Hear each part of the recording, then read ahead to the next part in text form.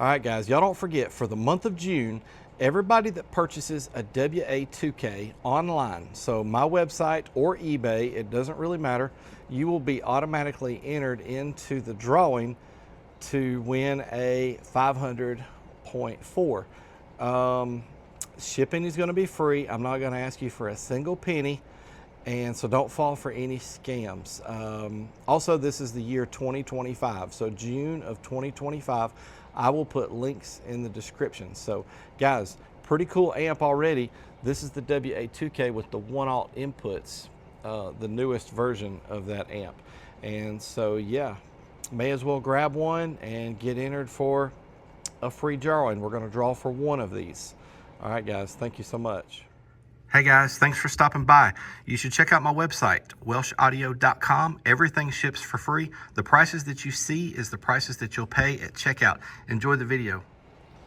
All right, guys, welcome back. This one is an amp that I'm excited about, honestly. Viewer suggested, and I'm excited about this one. Class D monoblock, the Recoil RED1800.1. The RED is my favorite version of these.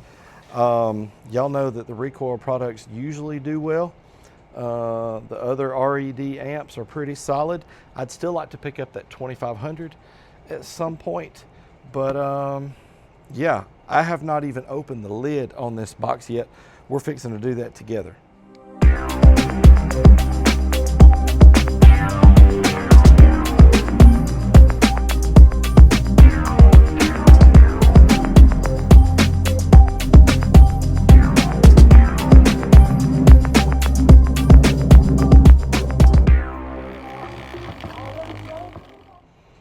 All right, let's get this thing open. And before I forget, guys, y'all forgive me with my voice today. I will have an Amazon affiliate link in the description, just in case I forget to say that. I think it's gonna do well, but honestly, guys, you never know.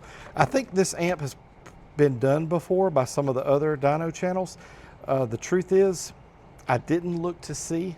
I probably saw them when they came out, I guess. And if so, I certainly don't know what kind of power it did. So I have held off on doing that because I want to be surprised to find the results. Gosh, this thing's heavy.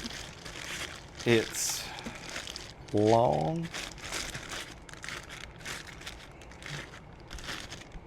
All right, so we need to check out that box here in a minute too. We saw some ratings. Well, let's look at some of that right now. I see some goodies inside there too. That's pretty cool. All right, so right here on the front, RMS 1 ohm, 1800 at 14.4, 2 ohms, 1150, 4 ohms, 650. Really, really good. Okay, guys, this is a pretty big amp for stock electrical, honestly. You might, depending on what it puts out, you might would benefit from electrical upgrades on this thing, to be honest. So there is the wire. This must be the bass knob. It's gonna be one of those little tiny ones, ain't it? Come on. Oh man, super tiny. I think the other RED amps are like, this is probably the smallest bass knob that has a clip light. It's the smallest one that I can remember. Look at the little clip light on there. It's all metal too. That's a pretty solid. I mean, it don't have the, we're gonna fumble around with this. I'm doing this on camera. See how smooth it is. Oh yeah, very smooth. Man, that is tiny. I mean, look at my thumb.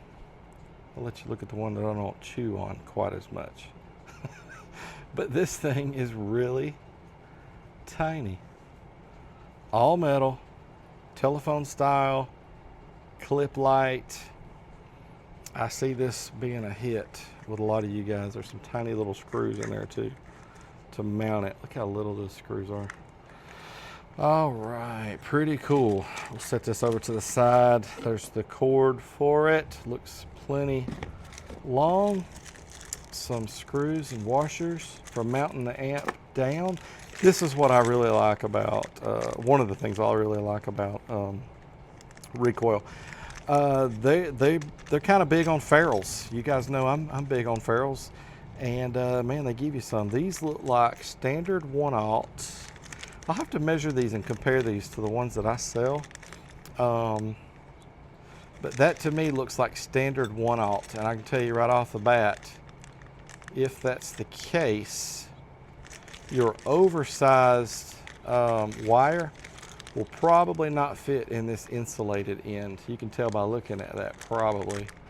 So that's why I had to start doing those oversized 1/0s. So anyhow, some smaller ones, a couple of Allen wrenches. Guys, here comes the rain. I hope that don't mess us up too bad. I'm gonna check out this manual and let you know if there's any good stuff in there, any ratings that are different than what's on the box. All right, man, this is a pretty good size amp. This thing's pretty long. It's got some weight to it too. Oh yeah. Guys, that is a slick looking amp. It looks like the other RED series amps. It's got plastic on this. I don't really want to pull that off. But while we're here, let's check out what we've got. All right, so in and out on the low levels, that's really cool. Notice the metal potentiometers here. Gain 12 volts, that's pretty high, to 0.2 volts. We've got a subsonic from 10 hertz to 50 hertz, bass boost 0 to 9 dB, and a low pass filter from 35 to 250. So this amplifier is made for subwoofers. Don't buy this for your door speakers. The input for the bass knob, look at this. This thing can be strapped. So output master and slave, look at that in there. That looks like a piece of a sticker. I don't know how well that's showing up, but through that, did y'all see that? That pushed that out of the way. We'll probably take the back plate off of this, but that looked like a sticker that was in the way right there. And then your output here, if you're gonna strap this thing. Pretty cool. And then look around here on this side. Okay, we got the 1/0 inputs, and these do look like oversized 1/0 inputs, but it looks like the smaller of the oversized 1/0 inputs to me. I may check that out for you and comparing a couple different ferrules to let you know. But anyhow, they got the angled, they're straight, that's good, but the set screws are angled. So we've got a remote in there that looks like about a 8 gauge, to be honest. And then over here on the speakers, 2 positives, 2 negatives. Those look like 8s. They could be 10 gauge, but they look to me like 8 gauge. So, and then the bottom, oh yeah, yeah, check out. I see some pretty decent guts in there already. Pretty cool. I am excited to try this one out. How long has this little sticker been there? I didn't notice that at the beginning of the video, but that almost kind of looks like what was in the way. That's interesting. I'll go back and look at the video probably to see if that was already there or not. Anyhow, guys, let's look at that manual and let's start getting this thing wired up. All right, guys, I did some checking for y'all on these wire size, ferrule sizes, because I fool with this all the time. Also, the manual shows the same ratings as that box. But yes, these are standard 1/0 ferrules. They are not going to fit your oversized 1/0 cable. Look how big it, look, the sheath on that cable is about, it's actually a smidge larger than the very outside of the insulation. That is not going to fit in there. If you're using welding cable, 1/0 or 2/0, like Timco 2/0, it's a perfect fit for 2/0 welding cable. It goes on there very nice, and it's going to fill up the end perfect with the wire. I just hate anybody buy this amp, see the ferrules, and then go to use them on their wire, and they don't fit. So anyhow, that's the deal with that. I bet that's happened to a lot of people. They've got sky high wire or new concepts or something. What is this, brand X? It's pretty much the same size as all those others. But if you get like a standard 1/0, and maybe even that Scar, everybody talks about how the Scar 1/0 is not as big as everything else. Maybe it works for Scar. Y'all can let me know. Some of y'all probably know that. This is what you would need to fit your sky high and stuff like that. Look how perfect that fit over that. This used to be a standard 2/0, but the barrel here, what I call the barrel, was too big for all the 1/0 inputs on the amp. So they're sized with a machine down to the right size. So they fit the oversized here, and they go in your amp nicely, and it's a great fit. So anyhow, I think it's cool that they gave you these ferrules, but a lot of people's going to run into problems trying to get these ferrules to fit their wire.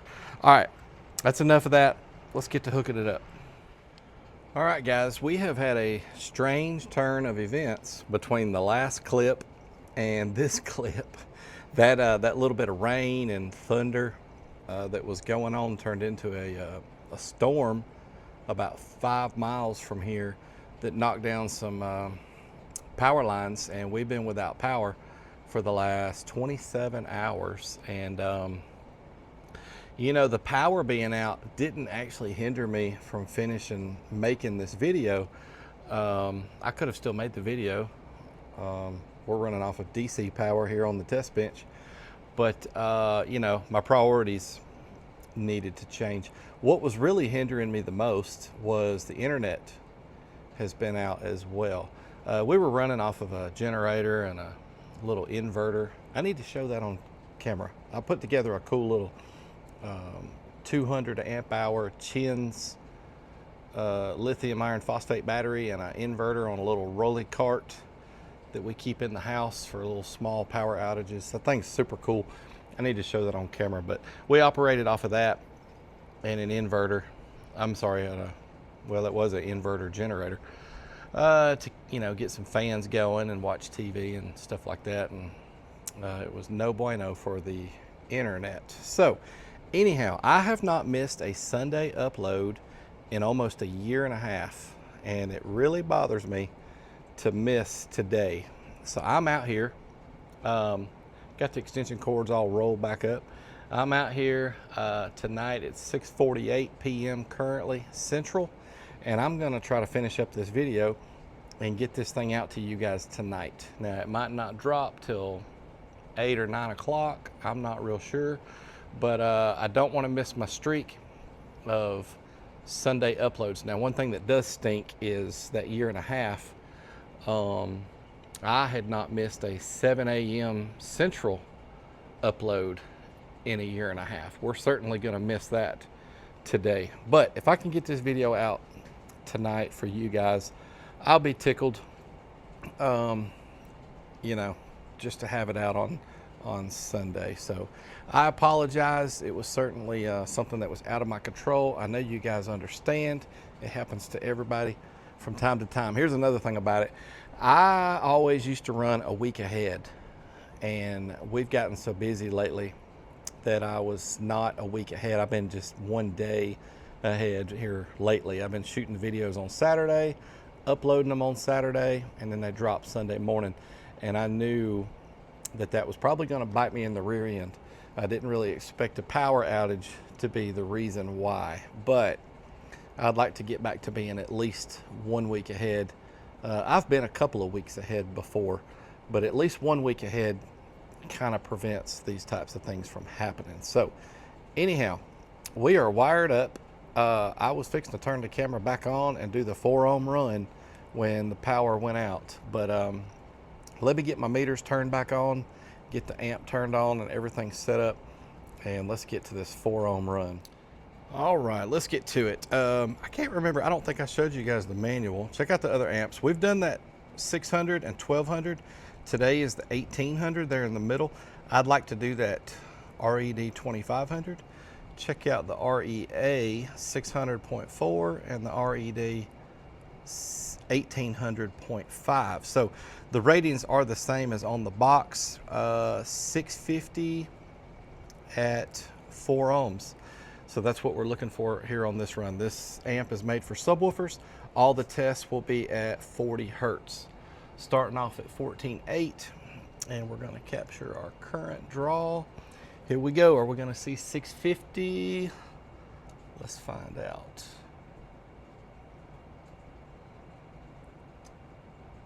Uh-oh.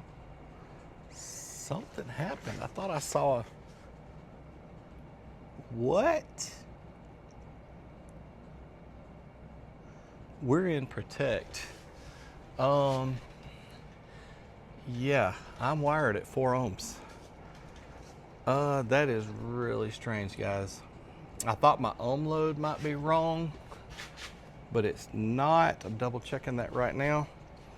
We are wired at 4 ohms. Now it shows 3.1 right there, but my resistive load over here is 4 ohms. Let me check this out. That is really weird that that happened. Tell you what, we'll just do this right here on camera. Gosh, that's strange for an amp like this to go into protect before we really ever even got. Here we go, let's turn it back on. 3, 2, 1. Ooh, okay. It came out of protect. Gosh.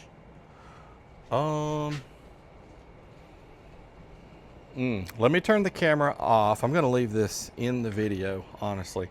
But let me turn the camera off and play around just a little bit and just double check everything. Make sure I didn't do anything wrong.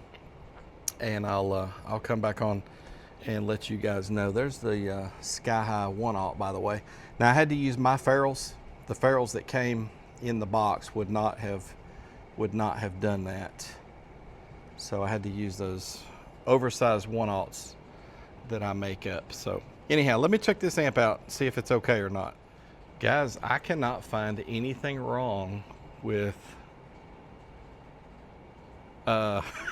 this amp or the way that I've got it wired. Look on that run too, by the way.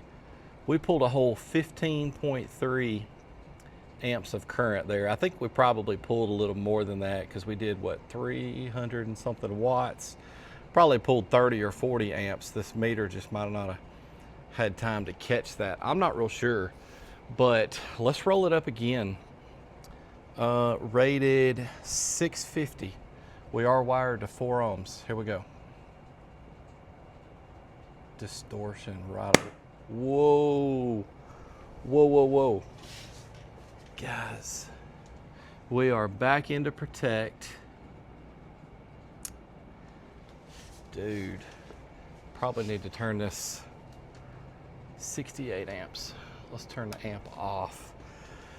Oh man, what a crazy little situation. I don't know what's going on, but guys, I was barely even leaning on this thing for any power at all. And I am for sure hooked up at 4 ohms. That is really strange. So y'all heard it. I'm sure we popped something in there. This thing does not have an external fuse. So we popped something inside, probably a transistor. But I guess I'm going to unhook it, take the plate off the back. This is a bummer. Wow. We're not going to get to see what kind of output we get out of this thing at all. I'm really bummed about that.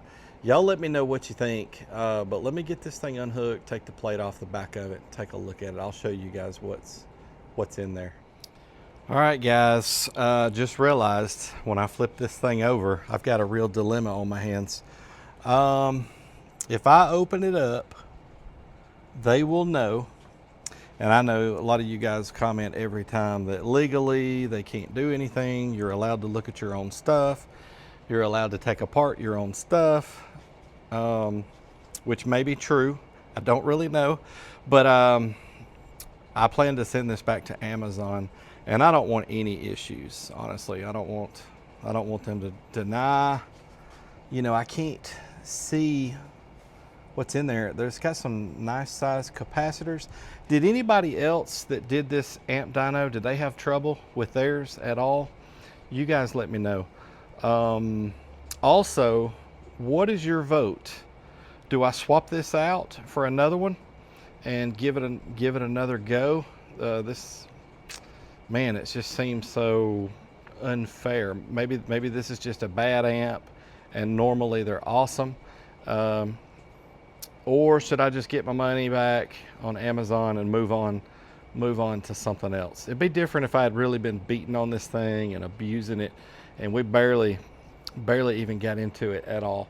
And as I was unhooking it, of course, I was double checking and triple checking to make sure that everything was wired right, the ohm load was right, the voltage was fine. You know, we wasn't doing anything crazy with it, but this amp was hooked up right, and it blew. And I had the crossover set like I normally do. The filters are opened up, so the subsonic is all the way down. I haven't touched the dials since you guys heard this thing blow. So the subsonic's all the way down, and the low pass is all the way up. The bass boost is all the way off, and the gain is only on about a third. And I was hooked up correctly over here on the inputs for the RCAs and the switch there. There on master. Yeah, this was a bad one. Y'all let me know what you think about it. Let me know what you think I should do. Try to get it swapped out for another one, or just get my money back and move on to something else. It's crazy the way this turned out, especially after everything that happened in the last, 20, how long has it been now? I guess now it's been, I don't know, 28 hours or 30 hours or something like that. But anyhow, guys, let me know. I guess this will be the end of this video, but let me know what you think I should do about it. And I appreciate the support.